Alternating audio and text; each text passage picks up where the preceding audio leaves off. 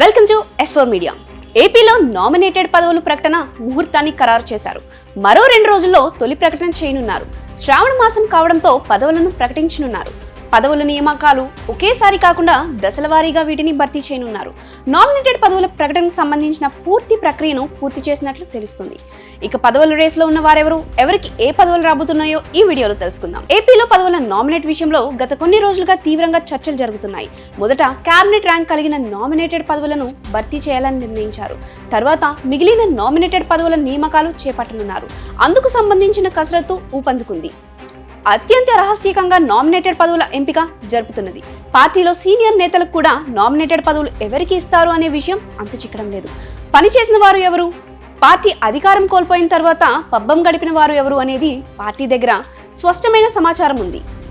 ఈ పదవుల ఎంపిక అంతా సీఎం చంద్రబాబు నాయుడు కుమారుడు మంత్రి నారా లోకేష్ కనుసన్నల్లో జరుగుతుండటమే ఈ గోప్యతకు కారణమని ఆ పార్టీ శ్రేణులు చర్చించుకుంటున్నారు.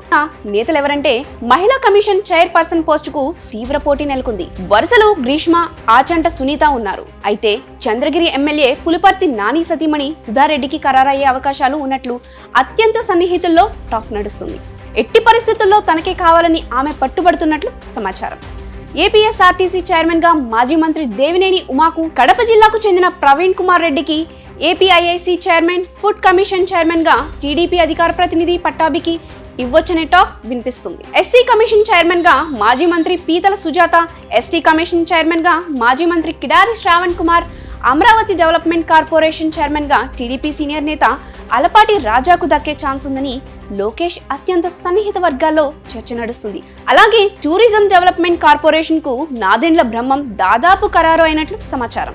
ఇక బీసీ కార్పొరేషన్ చైర్మన్ గా శ్రీరామ్ చిన్నబాబు, లేదర్ డెవలప్మెంట్ కార్పొరేషన్ చైర్మన్ గా Undavalli Sridevi, digital corporation chairman గా నిన్నటి వరకు తెలుగుదేశం పార్టీ సోషల్ మీడియాను కీలకంగా నడిపించిన జైకాంత్ పేరు ప్రముఖంగా వినిపించిన చంద్రబాబు నాయుడు, నారా లోకేష్ ఇరువురు చర్చించి జైకాంత్ విషయంలో తన సేవలు అవసరమని గుర్తించి పార్టీలో కీలక పదవి అప్పగించే ఆలోచనలో అధిష్టానం ఉన్నట్లు సమాచారం. అయితే టీడీపీతో పాటు కూటమి పార్టీలైన జనసేనకు, బీజేపీకి పదవులు కేటాయిస్తారనే దానిపైన ఆ పార్టీ వర్గాల్లో తీవ్ర ఉత్కంఠ నెలకొంది. అయితే టీడీపీతో పాటు కూటమి పార్టీలైన జనసేనకు, బీజేపీకి ఎన్ని పదవులు కేటాయిస్తారనే దానిపై ఆ పార్టీ వర్గాల్లో తీవ్ర ఉత్కంఠ నెలకొంది.